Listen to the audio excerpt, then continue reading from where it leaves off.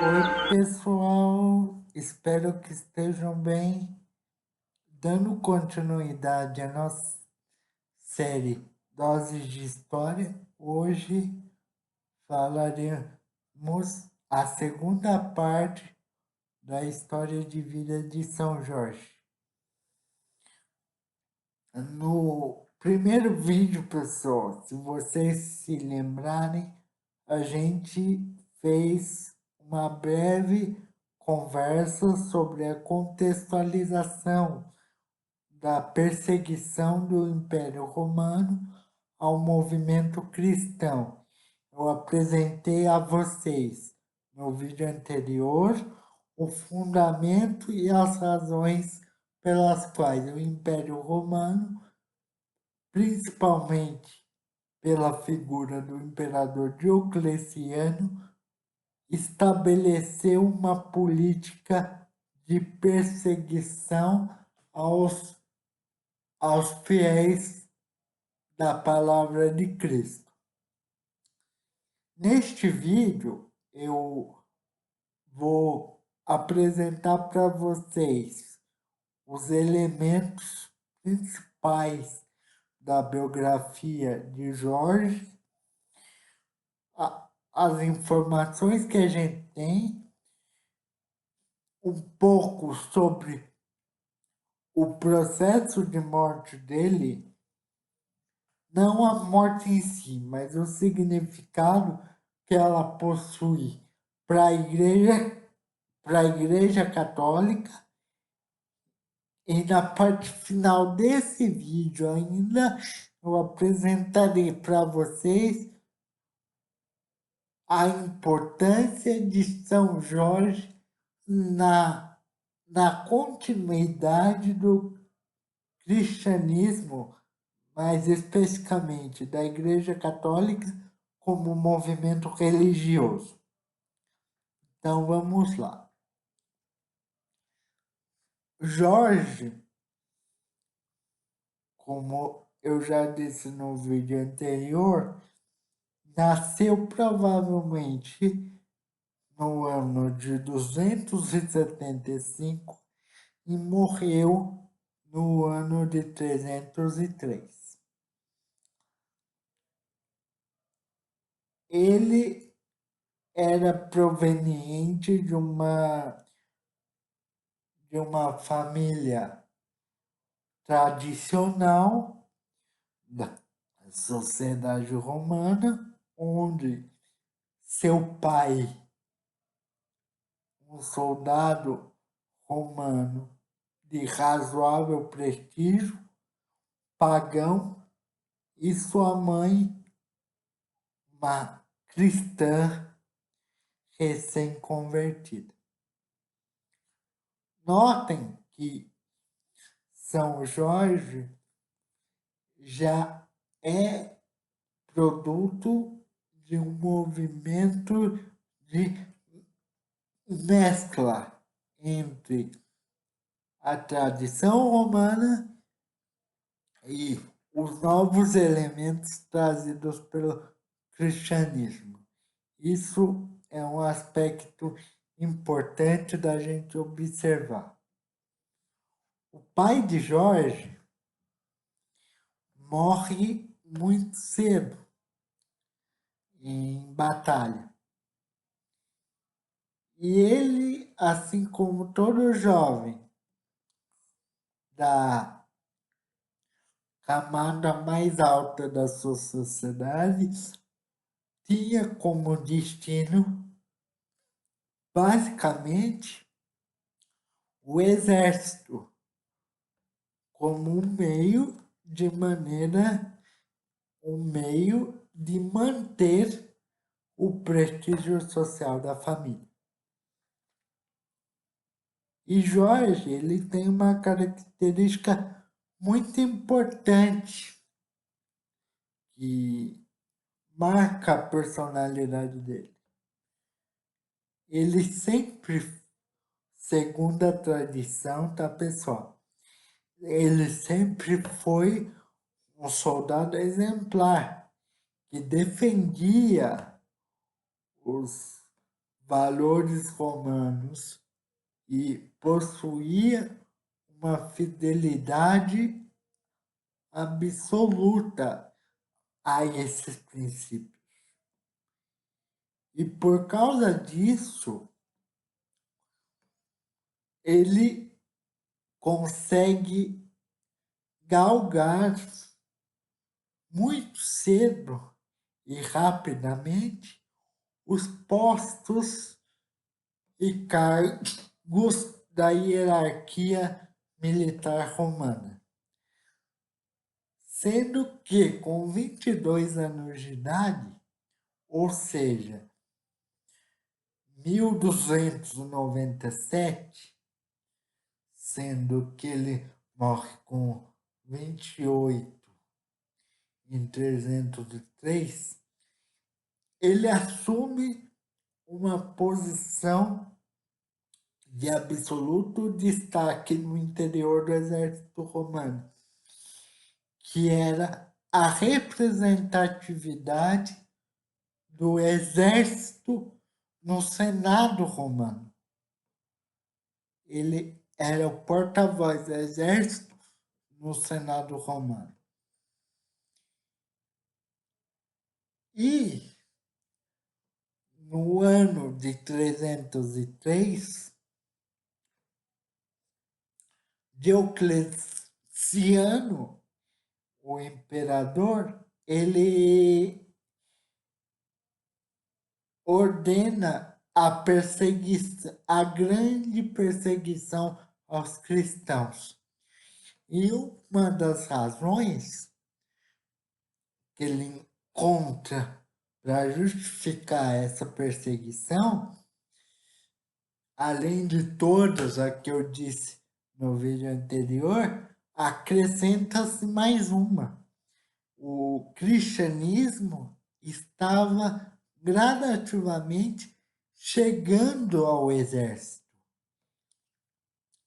E um desses convertidos foi São Jorge. Foi Jorge aí nesse momento, né?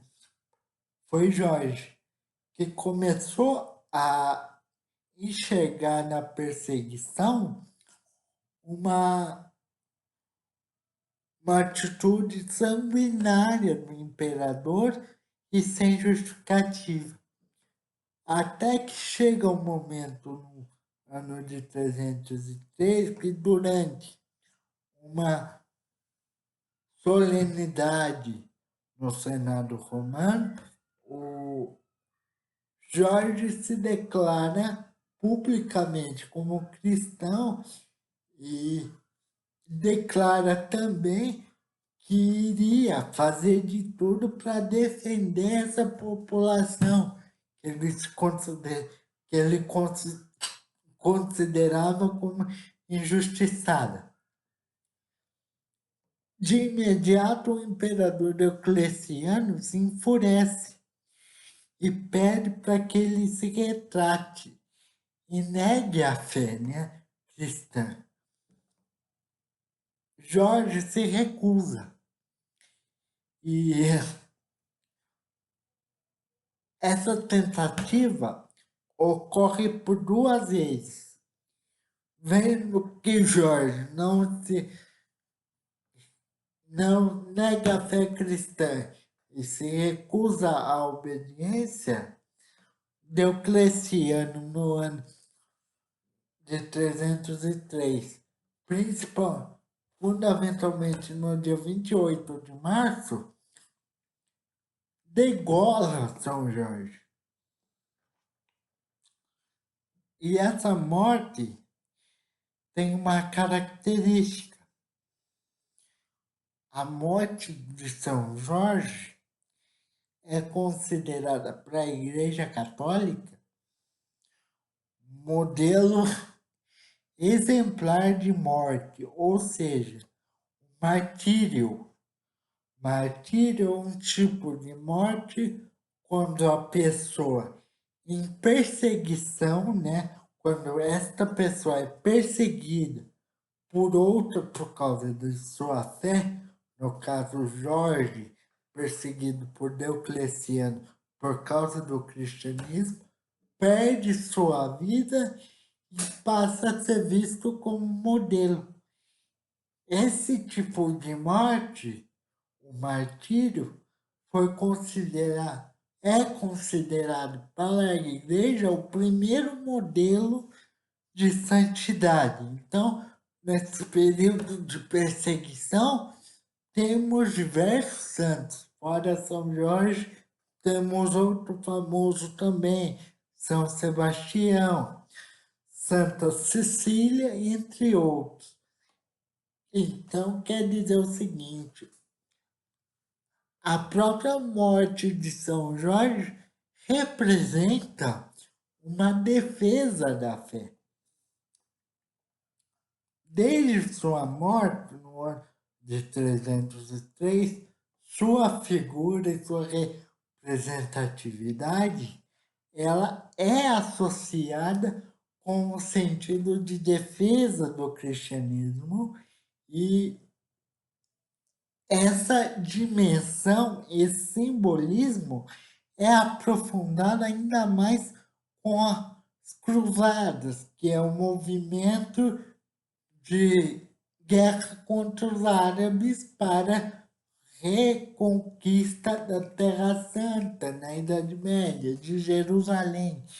Se vocês quiserem, depois podemos até fazer uma série sobre as cruzadas. Fica a critério de vocês. É só vocês me pedirem que eu faço. Por hora, é importante a gente saber o seguinte, que a figura de São Jorge para o cristianismo, principalmente da Idade Média, representou uma concretização de um período em que a igreja precisava de alguém que concretizasse o ideal de luta para a defesa do cristianismo. Por isso, a valorização dele, desculpem o espirrinho aí, mas tudo bem. A representação dele como soldado romano adquire uma importância fundamental.